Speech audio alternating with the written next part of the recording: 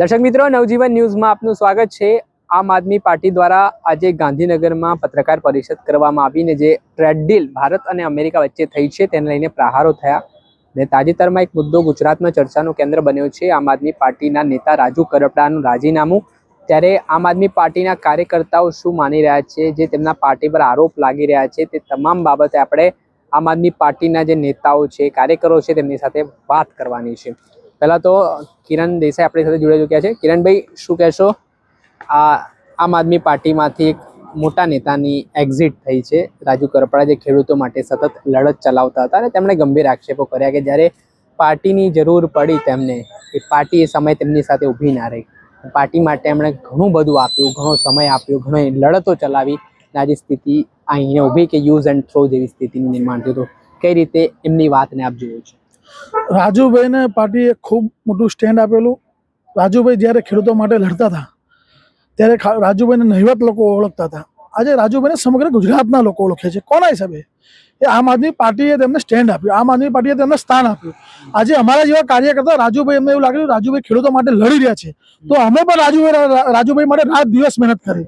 જ્યારે રાજુભાઈના સમર્થનમાં માનનીય કેજરીવાલ સાહેબ સુદામણા ખાતે આવતા હતા, ભગવાન માન સાહેબ પંજાબના મુખ્યમંત્રી, ત્યારે મેં પોતે 10 દિવસ રાત દિવસ જોયા વગર ખેડૂતો માટે ને રાજુભાઈ માટે, જ્યારે મુખ્યમંત્રી બે મુખ્યમંત્રી આવતા ત્યારે અમે રાત દિવસ જોયા વગર મહેનત કરી છે। એટલે રાજુભાઈને આમ આદમી પાર્ટીએ ખૂબ વધુ આપ્યું છે ને રાજુભાઈને આમ આદમી પાર્ટીએ મોટા બનાવ્યા છે। પણ રાજુભાઈની કંઈક મજબૂરી રહી છે, જે પ્રમાણે અમારા ગોપાલભાઈએ કીધું, ધારાસભ્ય શ્રી સાહેબે, કે તેમની પર ખોટા આગળના કેસો છે, જે આપણે જાણીએ છીએ કે સુરેન્દ્રનગરમાં એમને ડિસ્ટ્રિક્ટ કોર્ટમાં 5 વર્ષની સજા મળેલી છે। તે દબાણના હિસાબે રાજુભાઈ આજે ભાજપ આગળ ઝૂકવું પડશે। બાકી રાજુભાઈ એવું કહેતા હતા કે બંને પાર્ટીઓની વચ્ચે આજે 307 મારી પર કલમ લાગી, તો આ બંને પાર્ટીઓ વચ્ચે તમને એવું લાગે છે આજે 307 લાગી, તો અગાઉ જે 2 ગુના લાગ્યા ત્યારે તો તમે આમ આદમી પાર્ટીમાં નહોતા।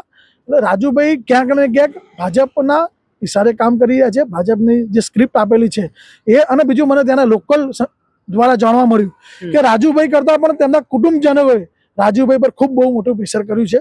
રાજુભાઈ પોતે બહુ મજબૂત હતા, અમારી સાથે હતા ત્યારે, પણ ક્યાંક રાજુભાઈ એકલા પડ્યા ને જે એમના પરિવારને, એમના ફાધરને, એમના કાકાએ, જે રાજુભાઈને, કોઈ પણ તમારા પરિવાર જ્યારે તમારા વિરોધમાં જાય ને ત્યારે ગમે તો માણસોને હારી જાય। રાજુભાઈને ભાજપે પણ દબાવ્યા અને પરિવારે, એમના કાકા રામકુભાઈ જે કોંગ્રેસમાં છે તેમને પણ ખૂબ ષડયંત્ર કર્યું કે રાજુભાઈ આગળ ના જાય, અને કોંગ્રેસની નીતિ અપનાવીને જે પ્રમાણે રાજુભાઈની લોકપ્રિયતા વધી રહેલી, આમ આદમી પાર્ટીની લોકપ્રિયતા વધી રહેલી, તે પ્રમાણે તેમના કાકાએ આ જાણી જોઈને રાજુભાઈનું ષડયંત્ર કરીને રાજુભાઈનું એક રાજકીય હત્યા કરી કહેવાય કે રાજુભાઈ આગળ વધે નહીં, તેમને કાવતરું કર્યું। કોંગ્રેસનો પણ હાથ છે આમાં, જેટલો બીજેપીનો હાથ છે તે પ્રમાણે। અચ્છા, રાજુ કરપડા કહી રહ્યા છે કે ગોપાલ ઇટાલિયા પણ તેમણે આક્ષેપ કર્યા કે એવી રીતે જે સુદામણા જે હળદળ ગામમાં ઘટના બની ત્યારે બધું પ્લાનિંગ તેઓ કરવા ઈચ્છતા નહોતા, કે તેઓ ઈચ્છતા હતા કે હું લડાઈ લડીશ, પણ આમ આદમી પાર્ટીએ તેમના પર પ્રેશર બનાવ્યું કે તમને ત્યાં જવું પડશે, ખેડૂતો માટે લડત ચલાવવી પડશે, ગેરકાયદેસર જે રીતે મંજૂરી વગર સભા યોજવામાં આવી તે મુદ્દે તેમણે કહ્યું કે આખું પ્લાનિંગ ષડયંત્ર છે તે આમ આદમી પાર્ટી દ્વારા જ કરવામાં આવ્યું કે કેવી રીતે ખેડૂતો જેલમાં જાય। નહીં, આમ આદમી પાર્ટી ખેડૂતો સાથે, આમ આદમી પાર્ટીના નેતા પણ જેલમાં ગયા છે ને। અમારા રમેશભાઈ મેહર હોય, ડીબી જોગરાણા હોય, પ્રવીણભાઈ રામ હોય, તમે સમજી લો રાજુભાઈ બોખરતિયા હોય, પિયુષ પરમાર હોય, આ તમામ લોકો જેલમાં ગયા છે। એવું નથી કે, અને ખેડૂતો સાથે અમે રાત દિવસ જોડે રહ્યા, ખેડૂતના પરિવાર સાથે આમ આદમી પાર્ટી સતત ઊભી રહેલી। એટલે ક્યાંક ને ક્યાંક રાજુભાઈને અમે માનીએ છીએ કે રાજુભાઈ ખેડૂત નેતા છે, ખેડૂતો માટે લડ્યા છે, અને આમ આદમી પાર્ટીએ એમને હીરો બનાવ્યો છે। આમ આદમી પાર્ટી જ્યાં જ્યાં જરૂર પડે, ખાલી રાજુભાઈની પણ અમારી આખી અમદાવાદથી માંડીને સુરેન્દ્રનગરની ટીમો રાજુભાઈ જોડે આંદોલનમાં ઊભી રહેતી હતી, ત્યારે રાજુભાઈને પીઠબળ મળતું હતું। રાજુભાઈનું પીઠબળ એ આમ આદમી પાર્ટી હતી અને ખેડૂતો હતા। પણ રાજુભાઈએ ક્યાંક ને ક્યાંક એવું લાગે છે ભાજપના ઇશારે જે સ્ક્રિપ્ટ આવી રહી છે તે વાંચી રહ્યા છે, પણ અમે રાજુભાઈને ઓળખીએ છીએ। રાજુભાઈ લડાયક માણસ છે, અને અમે આશા રાખીએ કે તેમની લડાઈ ચાલુ રહે, અને હજુ પણ ભૂલ થાય પણ હું એવું માનું છું કે ઘરે ઘર કહેવાય, વર્તા પાણી થઈ શકે છે રાજુભાઈને। બીજા આપણી સાથે નેતા છે, તેમની સાથે વાતચીત કરી। આપ શું માનો છો? કેમ કે 54 લાખ ખેડૂતોની લડત લઈને આમ આદમી પાર્ટી નીકળી હતી, અને જે ખેડૂતના લીડર તરીકે જેમને જવાબદારી સોંપાઈ એમણે પક્ષ સાથે છેડો ફાડ્યો, પણ ગંભીર આરોપો પણ એટલા જ લગાયા। તો હવે કઈ રીતે આ ખોટને જોઈ રહ્યા છો, ને હવે આમ આદમી પાર્ટી ખેડૂતોનો વિશ્વાસ કઈ રીતે જીતશે? આમ આદમી પાર્ટી સાથે રાજુભાઈ જોડ્યા, પછી લોકો રાજુભાઈને ઓળખતા થયા, બરાબર। રાજુભાઈનું પહેલા અસ્તિત્વ ક્યાંય હતું નહીં। આપણે જાણીએ છીએ કે જ્યારે 21માં જોડાય અને પેલા રાજુભાઈને કોઈ કદાચ મારા ખ્યાલથી સુરેન્દ્રનગરમાં કોઈ ઓળખતું હોય, પણ આખા ગુજરાતમાં અને ગુજરાતની બહાર જે મારું કેજરીવાલ સુધી દિલ્હીમાં નામ લઈ ગયા, પંજાબ સુધી મારું નામ ગયું રાજુભાઈનું, એ રીતના નામ નહોતું। એટલે મૂળ એ છે કે રાજુભાઈનો જે ચહેરો છે ને એ ખુલ્લો પડ્યો, એક લડનારો માણસ ત્યાં સુધી હતો જ્યાં સુધી પાર્ટી જોડે હતો, પણ જેવી જ એમને સેટિંગ કર્યું, ભારતીય જનતા પાર્ટીના દબાણમાં આવી ગયા, ભારતીય જનતા પાર્ટી જે ધમકી આપી એ ધમકીથી ડરી ગયા, બરાબર ને. અને એ ડરવાના કારણે એમને જે અમારા પ્રદેશના નેતાઓ વિરુદ્ધમાં જે અનાપ શનાપ જે બયાનબાજી કરી કે ભાઈ ગોપાલભાઈએ કીધું કે ઈશુદાનભાઈના અમે લોકો પૂતળા બાળશું, તો ત્યારે તમે કેમ પાર્ટી છોડી નહીં કે ત્યારે તમે કેમ વિદ્રોહ ના કર્યો, બરાબર ને.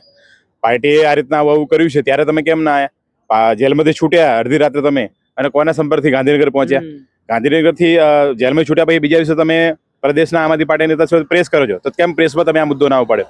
એટલે ઘણી બધી વસ્તુ એવી છે કે બહાર આવી શકે છે, પણ હું એવું કહીશ કે રાજુભાઈ કરપડા એક ડરપોક વ્યક્તિ નીકળ્યા અને જે રીતના પાર્ટી એમનો સપોર્ટ કર્યો, આટલું બધું આગળ સુધી પહોંચાડ્યા, ખેડૂતોનો એમનો સાથ સહકાર મળ્યો આમ આદમી પાર્ટીના કારણે જ મળ્યો છે, રાજુભાઈના કારણે નહીં. કારણ કે પાર્ટી જ્યારે આમ આદમી પાર્ટી રાજુભાઈને લાવી એના પછી રાજુભાઈનું નામ થયું, બરાબર ને. તો મૂળ વસ્તુ એ છે કે રાજુભાઈ પોતાનો આત્મા જગાડવો જોઈએ, જે બી હકીકત હોય એ કહેવી જોઈએ, નકર ભાઈ ચૂપચાપ ભારતીય જનતા પાર્ટીનો કેસ કરી લેવો જોઈએ. ચોક્કસથી બીજા આપણી સાથે એક કાર્યકર છે, તેમની સાથે વાતચીત કરીશું. તમે શું કહેવા માંગો છો, જે આખું પ્રકરણ જોવા મળ્યું તેમાં ગંભીર આક્ષેપ આમ આદમી પાર્ટી પર લાગી રહ્યા છે? જો રાજુભાઈ કરપડા 2021 સુધી એક ખાલી લોકલ નેતા હતા જે ખેડૂતો માટે લડતા હતા. જ્યારે એમને 2022માં ઇલેક્શન લડ્યા એ પછી એ પાર્ટીમાં આવ્યા પછીના એમને હવા મળી છે કે ખેડૂતો માટે, અને ખેડૂતોએ પાર્ટીના હિસાબે એમના સાથે જોડાયેલા છે. વધુમાં વધુ ખેડૂત નેતા હતા એ લોકલ લેવલ પર હતા. આજે બબ્બે રાજ્યના મુખ્યમંત્રી અને અમારા રાજ્યના એટલે પાર્ટીના સંયોજક, રાષ્ટ્રીય સંયોજક સાથે એમને નેશનલી નામ મળ્યું છે. અને બીજી વસ્તુ છે કે જ્યારે રાજુભાઈ પોતે રાજીનામું આપે છે એ વખતે લખે છે કે મને પાર્ટીએ બધું આપ્યું છે, પદ પ્રતિષ્ઠા અને બધું આપ્યું છે. તો રાતોરાત કેવી રીતે ગોપાલભાઈ માટેના કે બીજા કોઈ પણ અમારા જે નેતાઓ છે એમના માટે એ વિરુદ્ધ થઈ ગયા? તો તૈયાર સ્ક્રિપ્ટ છે, બીજેપીએ લખીને આપેલી છે કે ભાઈ રાજુભાઈના જે 2022 પહેલા અને ઇલેક્શનની વખતે રાજુભાઈએ મેન્શન કરેલું છે એમના ફોર્મની અંદર કે 2 કેસ એમના ચાલે છે. તો જ્યારે ઓલરેડી એમનો ક્રિમિનલ કેસ હતો, પાર્ટીનો ઉપયોગ કરી પાર્ટીમાં એ મોટા બન્યા છે, પાર્ટીના ઉપયોગથી મોટા બન્યા છે, બરાબર છે. તો પાર્ટીના ઉપયોગથી મોટા બન્યા છે અને પાર્ટી પર એક ખોટી રીતે એલિગેશન કરી રહ્યા છે અને નેતાઓ પર કરી રહ્યા છે. ચોક્કસથી આ હતા આમ આદમી પાર્ટીના નેતા કાર્યકરો. તેમણે નારાજગી વ્યક્ત કરી છે રાજુ કરપડા સામે, તેમણે રોષ પણ વ્યક્ત કર્યો છે ને આમ આદમી પાર્ટીથી રાજુ કરપડા મોટા થયા હોય તેવી વાત કરતા રાજકારણ ગરમાયું છે. દર્શક મિત્રો, આવા જ વિડીયો જોવા માટે નવજીવન ન્યૂઝ જોતા રહો.